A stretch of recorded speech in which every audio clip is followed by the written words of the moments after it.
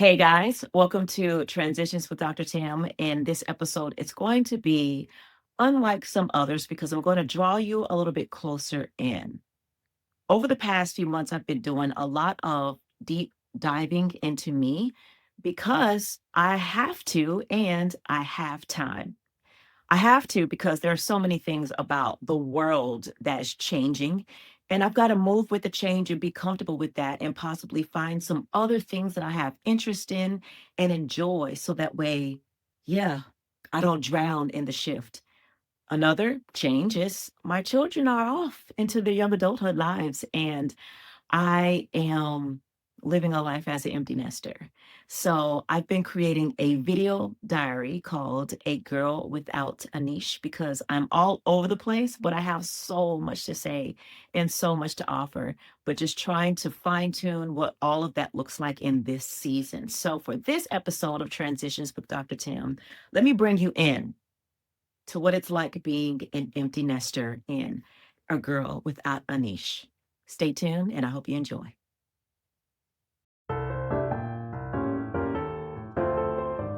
Hey guys, I am back. Another episode of A Girl Without a Niche where I'm all over the place, and that's on purpose, and that's okay. I have so many things to say about so many things, so why do I need to put myself in a box?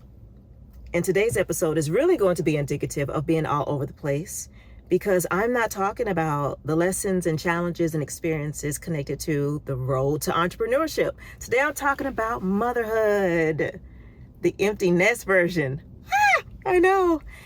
As of August 22nd, I officially became an empty nester, and let's talk about it. So I have 3 children.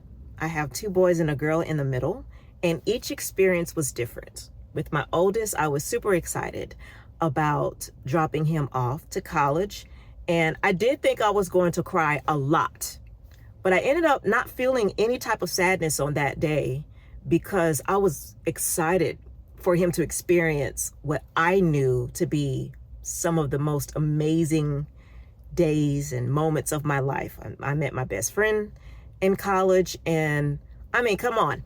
It's the time of life where you have 100% freedom, 0 responsibilities. You know, like I would go back if I could, but I was excited for my son to experience that. And the other thing is, because he was the first, it was a family endeavor. His younger 2 siblings came along to move him in alongside his godfather, the BFF that I met in college. And it was a great time. When my daughter left the next year, because my children are stair steps, she is so self-sufficient that I really just had to be her ride. You know, she took care of everything, decorating her room and just knowing all of the things. So there was a lot less effort from me. And it was just she and I. The others stayed behind because my youngest boy had track still, and my oldest, of course, was already gone. And so we drove to Houston and we took care of it. Did I feel the absence? Absolutely. My daughter was my date. So as a single mother, sometimes there are things I don't want to do by myself. So she's the person to take to the restaurant and to the movies and all that kind of stuff. So I definitely felt that absence, but I was just so proud of her. And because she's very independent, much like myself, I also understood that it was time. It was time for her to go and expand her wings because I recognized that living at home was a crutch to her. So I was also excited for her to experience the independence that she really just needed to break into. With my baby boy, it was something else happened. And it started at his high school graduation. I didn't cry at the first 2 graduations, although I thought I would. But the moment my youngest turned that tassel, I lost it. And I think it was because the finality that I'm not doing this again. This is a chapter of my life that's closing. And the same thing happened when I got back in the car to head back home from having dropped him off. As cool as it was to see the dorm where I once lived remodeled and knowing that my son is going to be living in that same dorm, and look at the campus and how much it's grown and changed, but also know the back ways to the different spots because I lived there 20 years ago. taking him and leaving him was a different experience because I'm not coming back to motherhood the way I knew it. And I know that this changes forever.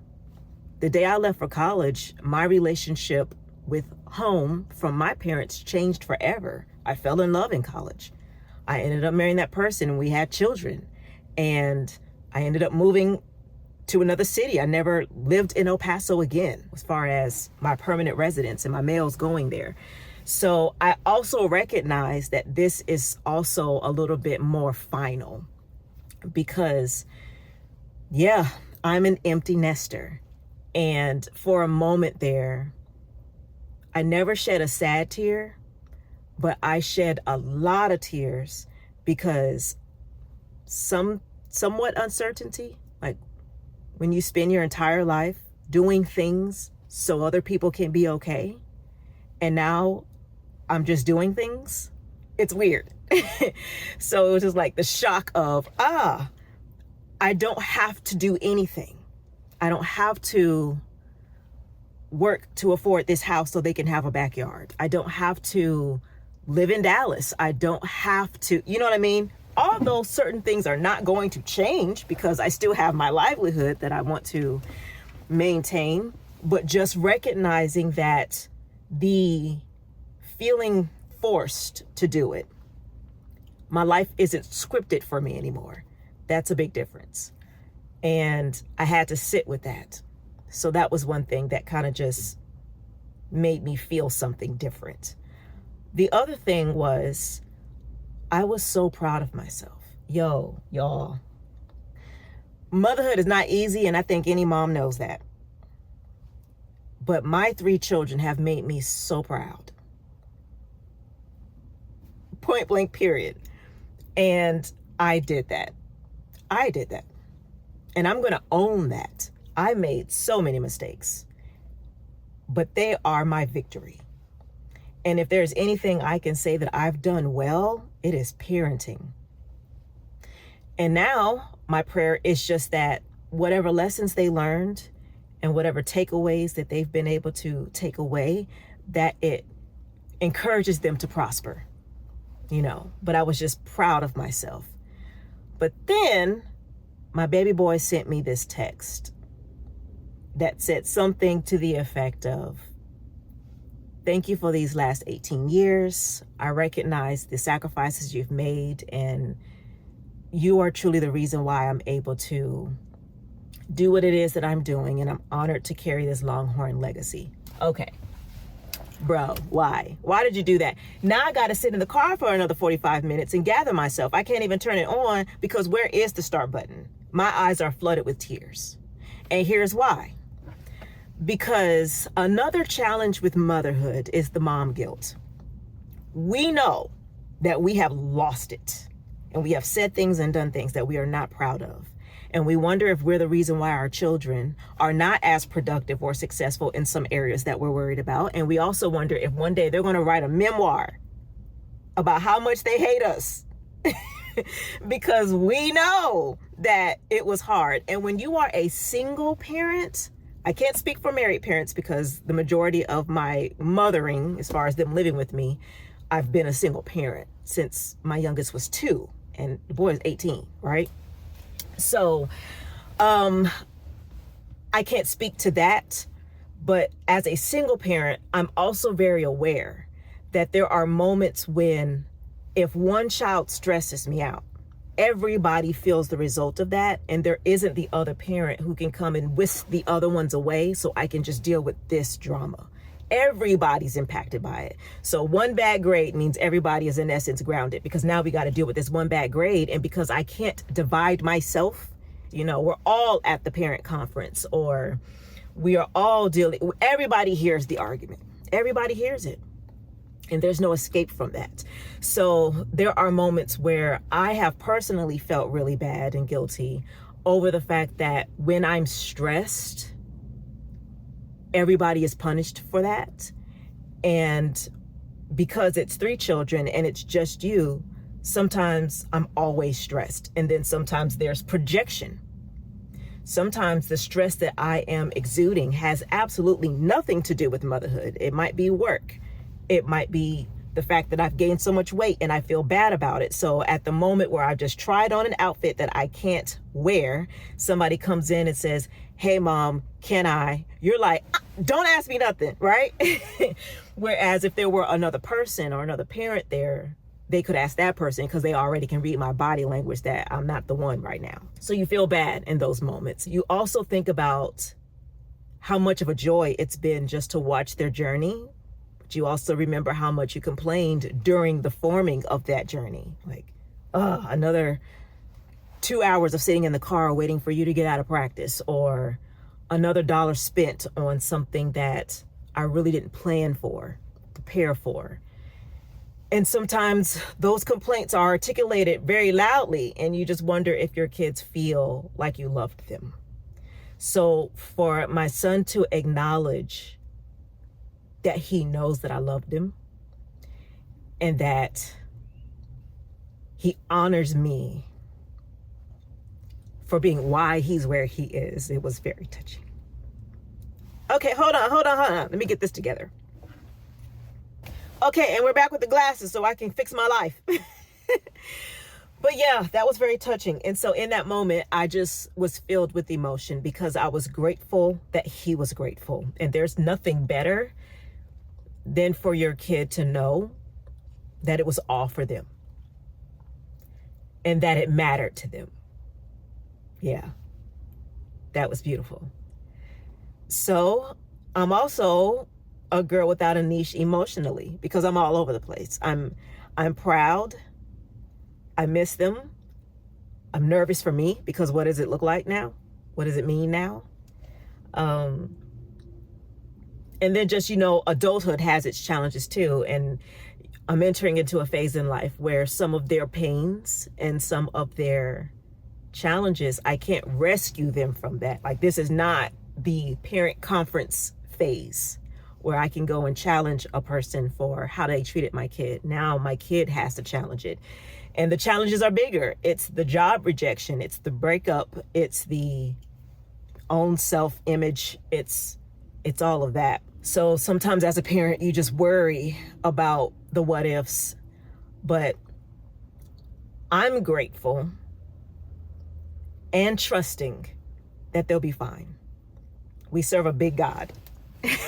And he hasn't failed us. So I trust that he will begin to form a deeper connection with them as individuals, as opposed to them just living the gospel that I've lived or experiencing the covering that I've provided. Now they get to form the own version of self-acceptance and self-worth, work ethic, figure it out, and I'm excited for that, for them. I'm also nervous about that for them.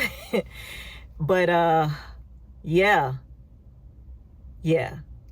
Okay, on a lighter note, some of the things that I experienced in the first few days of empty nesting is, my grocery bill is the bomb. When I tell you I ordered $42 worth of groceries, and that's gonna last me.